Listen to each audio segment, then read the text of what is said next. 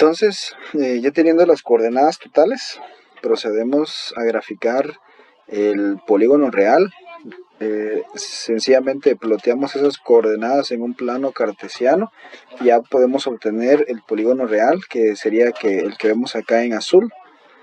Y lo que vemos en rojo es el polígono auxiliar, ¿verdad? Pero ese, como ya no es parte de los resultados, no es algo que le interese por así decirlo, al dueño del terreno. Al momento de expresarlo en el plano, pues se colocan únicamente los vértices que corresponden al polígono real, ya quedándonos el polígono de esta manera. Y después de eso, es cuestión de calcular, por ejemplo, las distancias de los linderos, por ejemplo, la distancia que hay de A a B o de C o de B a C, ¿verdad? Para esto necesitamos siempre las coordenadas totales. Nos basamos a la fórmula de distancia de linderos, que siempre esta procede de que el cuadrado de la hipotenusa es igual a la suma del cuadrado de los catetos, ¿verdad? Viene siempre de esa misma expresión en la que se usa también para calcular el error de cierre, ¿verdad? Es lo mismo. Entonces, aquí tenemos que distancia del lindero es la coordenada en x sub 1, que significa final, menos x sub 0, que significa inicial, al cuadrado, y de la misma manera las coordenadas en y. Entonces, para ingresar datos en esta ecuación, podemos calcular la distancia que hay del punto A al punto B, siendo el punto A el punto inicial y el punto B el punto final, ya que vamos de A a B. Entonces, serían la coordenada en X del punto B menos la coordenada en X del punto A. Eso al cuadrado más la coordenada en Y del punto B menos la coordenada en Y del punto A, que nos quedaría la expresión de esta manera que vemos acá.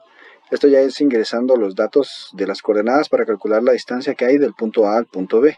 Una vez realizada esta operación, nuestro resultado debería de ser de 259.79 metros. En este caso, todos los valores que vemos en las coordenadas siempre van a ser metros con los que vamos a trabajar.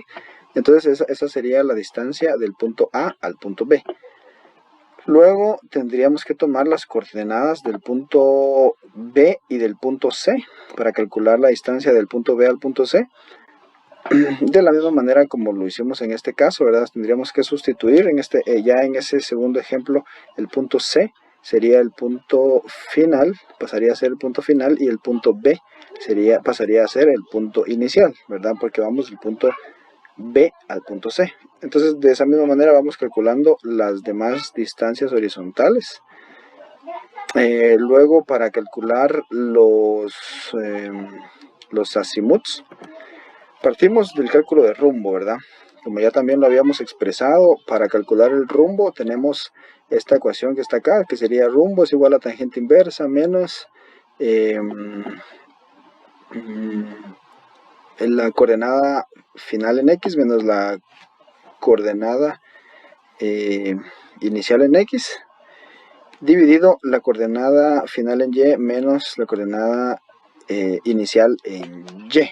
Nos quedaría de la siguiente manera, ¿verdad? Como estaríamos tomando los valores siempre del el rumbo que va del punto A al punto B, tendríamos que sustituirlos por los siguientes valores que vemos acá, ¿verdad? Siempre las coordenadas, cuando vemos sub 1 sería final y sub 0 sería inicial. Entonces, debido a que sería el rumbo del punto A al punto B, el punto A sería el punto inicial y el punto B el punto final. Entonces sustituimos valores y nos quedaría de esta manera que vemos acá. Ahora, acá hay algo bien importante que tenemos que tomar en cuenta. Es que cuando nosotros obtengamos el resultado del rumbo, puede que nos salga un valor positivo o negativo, ¿verdad? Matemáticamente. Pero no vamos a utilizar ese signo que nos dé, sino que lo vamos a hacer de la siguiente manera. Cuando nosotros hagamos la operación del denominador, en este caso, que representa al eje de las X, esto que vemos acá, ¿verdad? Acá.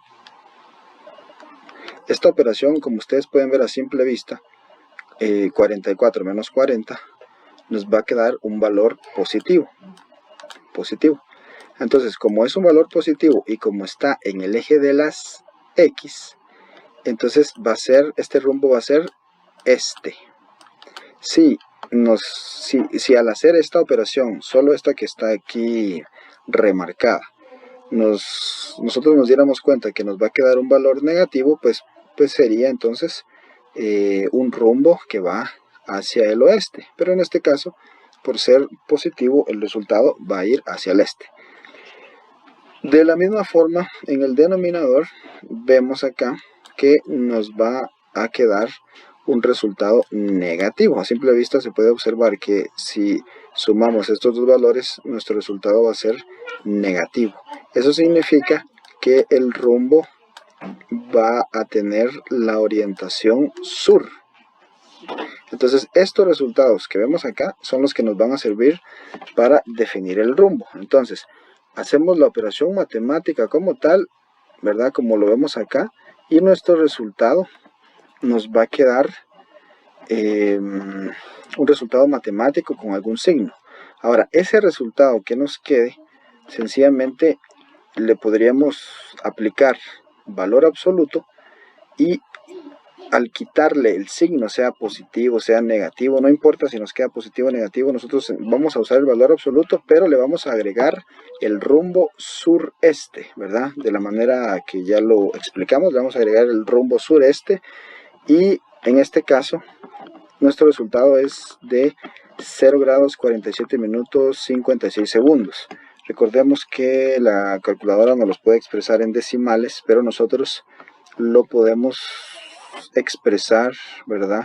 Cambiándolo a grados, minutos y segundos. Entonces nos debe quedar este resultado e independientemente del signo, nosotros estamos conscientes que este es un rumbo sureste.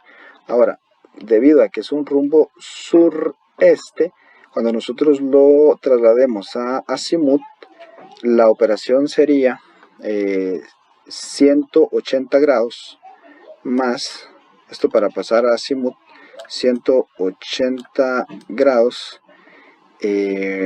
menos este resultado que vemos acá, este rumbo que vemos acá, y esto ya nos va a quedar el azimut, ¿verdad? Esto de pasar de rumbo a azimut o de azimut a rumbo, pues ya lo habíamos comentado anteriormente. Entonces ya nuestro resultado pues nos va a quedar expresado en azimut y ya con eso podemos de la misma manera calcular los demás resultados, ¿verdad? Es decir, ahorita calculamos el rumbo que hay del punto A al punto B, que sería este que voy a marcar en este momento. Este sería el resultado del punto A al punto B.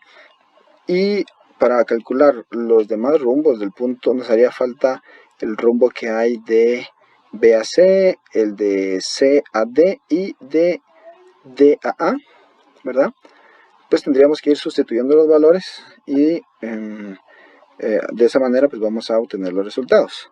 Finalmente nos quedaría el procedimiento para el cálculo del área, ¿verdad? Que nos vamos a utilizar esta fórmula que vemos acá. Sencillamente vamos a hacer el procedimiento de multiplicación cruzada, ¿verdad? Siempre tomando en cuenta los signos, es decir, vamos a multiplicar la primera coordenada en Y por la segunda coordenada en X y eso nos va a dar un valor, ¿verdad? Algún valor numérico, ¿verdad?